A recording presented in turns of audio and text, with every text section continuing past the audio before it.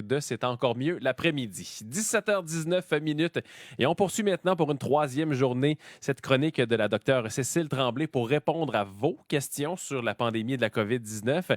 Merci d'ailleurs de prendre la peine de nous écrire, que ce soit par courriel, par le biais de la page Facebook ou encore par téléphone, de nous communiquer vos interrogations et vos questions. Et question de trouver toutes les réponses. Maintenant, je la retrouve tout de suite grâce à la technologie. La docteure Cécile Tremblay, elle est professeure titulaire au département de microbiologie, immunologie, également infectiologie à l'Université de Montréal. Docteur Tremblay, bonjour. Bonjour, M. Dumas. Merci beaucoup d'être avec nous. On sait que vos journées sont bien chargées. Alors, ce petit moment-là, il est très apprécié de la part de nos auditeurs. Je peux vous le confirmer avec tous les messages qu'on reçoit. Docteur Tremblay, allons-y tout de suite avec une première question. Et c'est celle de Claudine Robitaille. Elle veut savoir, les personnes avec un test négatif à la suite d'un retour de voyage, est-ce qu'elles demeurent quand même des personnes qui pourraient contracter la COVID-19 par une contamination communautaire? Oui, en fait, si la personne revient de voyage, elle est mise en 14 jours et elle ne sera pas testée si elle ne présente pas de symptômes. Donc, si elle ne présente pas de symptômes, son isolement se termine après 14 jours et puis là, elle retourne dans la communauté. Donc, oui, elle est susceptible, comme n'importe quelle autre personne, d'attraper la COVID-19. Oui, donc si elle ne prend pas les mesures appropriées. Alors ça, c'était la question de Mme Robitaille. On va poursuivre maintenant, docteur Tremblay, avec celle de Stéphane Bouchard. Il veut savoir combien de temps survivra le virus sur une surface sèche ou sur des éléments plus humides. Est-ce qu'il y a une différence entre les deux? Bien, en fait, on sait que le virus peut survivre entre quelques heures à quelques jours et ça dépend de quelle surface.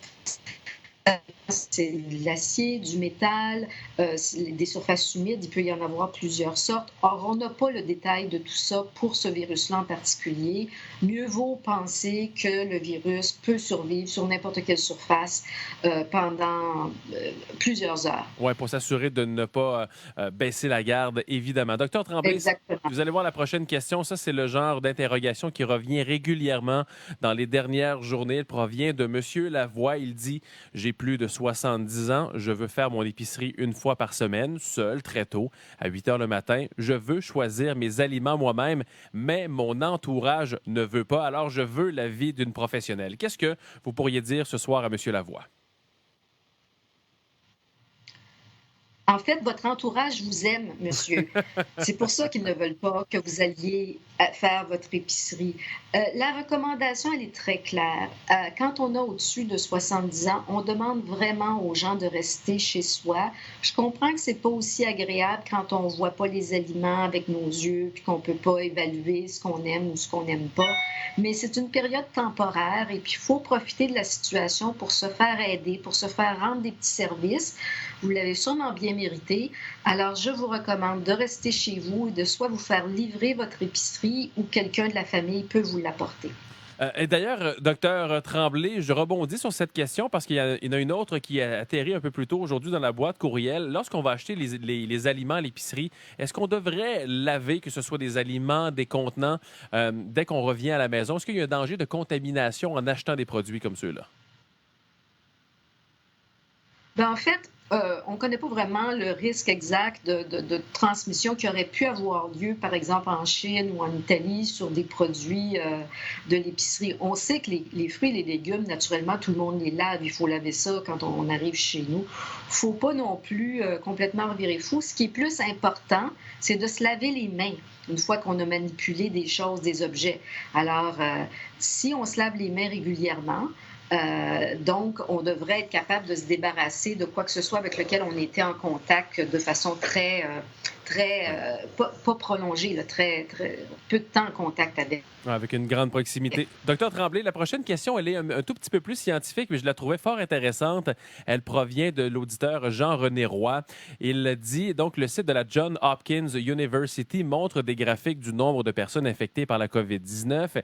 Et quand on regarde la forme semi-logarithmique de la courbe, donc des cas non chinois, on peut extrapoler, dit-il, 1 milliard d'infections dans 2 mois et près de 10 milliards à la fin de mai. Alors, à savoir que le coronavirus n'aura plus assez d'êtres humains pour les contaminer. Il dit: quels facteurs peuvent briser cette progression d'allure assez terrifiante?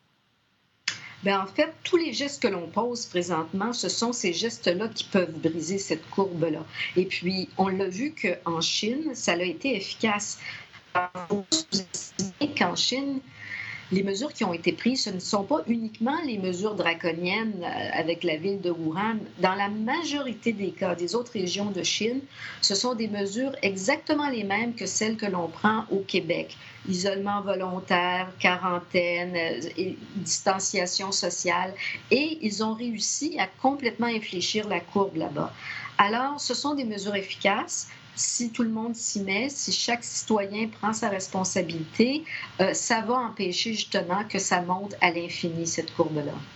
Docteur Tremblay, autre question qui est revenue régulièrement, si bien qu'on on ne peut pas noter d'auteur actuellement. Il y a plusieurs personnes qui se demandent combien y a-t-il de cas réellement, que ce soit au Québec, au Canada, sur la planète, à quel point les tests sont peut-être un peu en retard avec la réalité sur le terrain. Ben, c'est normal que les tests soient en retard sur la réalité parce que présentement, on ne teste que les gens qui sont symptomatiques et puis on sait qu'il y a des gens qui peuvent être asymptomatiques et qui vont devenir symptomatiques dans quelques jours. Donc, c'est assez difficile. Il y a des études de modélisation qui sont faites, mais ce sont des modèles théoriques. Donc, on peut certainement estimer qu'il y a beaucoup plus de gens qui sont porteurs que ce qu'on est capable de dépister présentement. L'ordre de grandeur, je ne pense pas qu'on est vraiment capable d'être précis à ce point-là. En terminant, pour ce soir, docteur Tremblay, il y a M. Rioux qui veut savoir, est-ce qu'on devrait laver plus souvent nos vêtements? Ça inclut donc les manteaux, les mitaines, les tuques et les foulards dans ce contexte de COVID-19. Ben, oui, je pense que c'est de bonne guerre de laver. Ben, les manteaux, c'est pas facile à laver, là, donc je Oui. pense pas qu'il faut faire recommander aux gens de mettre leur manteau dans la laveuse, mais des petites choses comme les foulards qui sont plus proches de notre bouche et puis de notre nez, je pense que c'est pas une mauvaise idée de les laver fréquemment. Est-ce que l'eau chaude ou l'eau froide, dans le cas des vêtements, change quelque chose? Non, en fait, l'eau chaude et l'eau froide, c'est pas ça qui change les Mhm. choses, c'est le savon. En fait, ce qui aide à nettoyer puis à se débarrasser des démons, on l'a expliqué hier. Alors, ça peut être l'eau chaude ou l'eau froide. Docteur Cécile Tremblay, c'est toujours un plaisir de vous parler. Merci beaucoup d'avoir pris le temps de répondre aux questions de nos auditeurs aujourd'hui. Ça me fait plaisir. Au revoir, bonne fin de journée à vous. Au revoir. Merci. C'était la docteure Cécile Tremblay. Elle est professeure titulaire au département de microbiologie, immunologie, également infectiologie à l'Université de Montréal. Elle est avec vous donc pour répondre à vos questions tous les jours. Il y aura donc une dernière séance demain, sensiblement à la même heure, autour de 17h15.